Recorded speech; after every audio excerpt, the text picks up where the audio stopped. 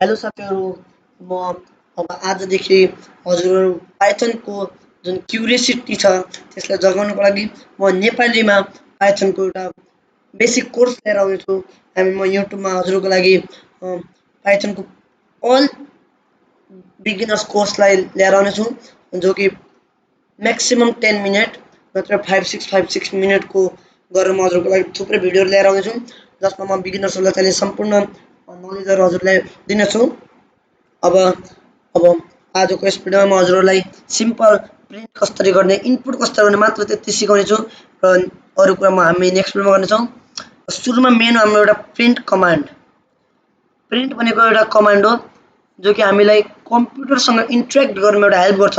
हामी कुनै पनि कुरालाई प्रिन्ट गरेर मात्र डिस्प्ले गर्न सक्छौँ। जस्तै म यहाँभित्र कुनै कुरा लेख्छु भने त्यो चाहिँ प्रिन्ट गर्दा मात्र डिस्प्ले हुन्छ। विदाउट प्रिन्ट त्यो डिस्प्ले हुन सक्दैन। जस्तै म यहाँ hello world लेख्नेछु।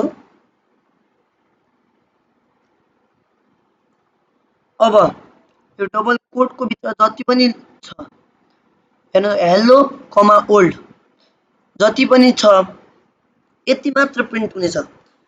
Without print I already say it can not display. अब यहाँ हेर्न सक्नुहुन्छ हेलो ओल्ड यहाँ प्रिन्ट भइसकेको छ। त्यो किनकि प्रिन्ट भनेको के हो त एउटा कमान्ड हो जसले हामीले लेखेको कुरालाई डिस्प्ले गर्ने हेल्प गर्छ। हजुरले बुझ्नु भएको होला।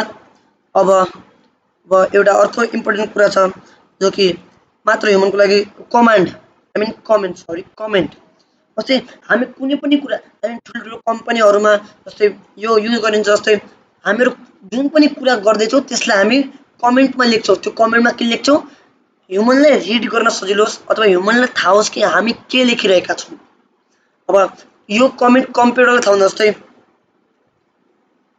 प्रिन्ट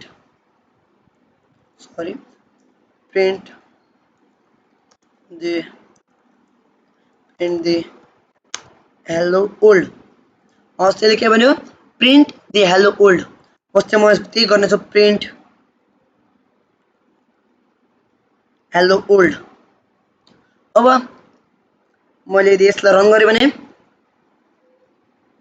यहाँ हेलो ओल्ड मात्र प्रिन्ट भयो। त्यो हेलो ओल्ड किन प्रिन्ट भयो अरू किन प्रिन्ट भएन किनकि यो भनेको एउटा कमेन्ट हो जो कि ह्युमनलाई रिड गर्नलाई सजिलो होस् ह्युमनलाई थाहा होस् कि वास्तवमा यो प्रोग्राम के को हो।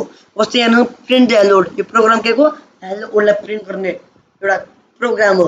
यो ह्युमनलाई थाहा हुन्छ कम्प्युटर यो कमेन्टलाई रिड गर्न सक्दैन। हजुरले बुझ्नु भएको होला। अब कुरा यो इनपुटको जस्तै टिच इनपुट इन पाइथन। अब यो मैले कमेन्ट लेखेँ हजुरलाई सजिलो होस् कि म के सिकाउनु गएको छु इनपुटको बारेमा। इनपुट भनेको एउटा कुरा हो जो कि हामी अरूबाट माग्छौँ। जस्तै मैले अघि के गरेको थिएँ प्रिन्ट हेलो ओल्ड गरेको थिएँ। अब यो सिधै प्रिन्ट हुन्छ। आई मिन यसमा कुनै अरू के छैन। हामीले दिएको रन गऱ्यौँ सिधै प्रिन्ट भयो तर त्यस्तो होइन।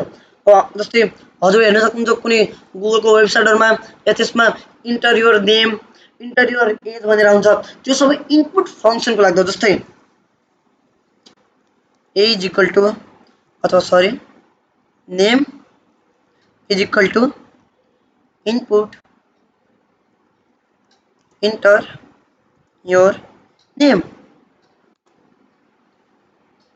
अब यसलाई रन गऱ्यो भने यो के भन्छ इनपुट योर नेम भन्छ I mean sorry enter your name भन्छ। अब जस्तै म यसमा ठकुला हान्छु। अब यो एन्ड भयो। हजुर हेर्न सक्नुहुन्छ इनपुट फङ्सनले के गर्यो त हामीलाई इनपुट माग्यो कि मलाई देऊ इन्टर योर नेम आफ्नो नेम यसमा देऊ भन्यो। अब प्रिन्ट गर्यो भने प्रिन्ट केलाई गर्ने अघि हामी प्रिन्ट हेलो गरेका थियौँ। अब हामी प्रिन्ट गर्छौँ नेमलाई किनकि नेम एउटा भेरिएबल हो जसमा कि हामी कुनै पनि कुरालाई होल्ड गर्छौँ। र अहिले हामी के होल्ड गरेका छौँ इनपुट इन्टर योर नेम। अब यसलाई यदि हामी रन गर्छौँ भने यसमा इन्टर योर नेम भन्यो आयुष्मान खुल्ला राख्छु म यसमा।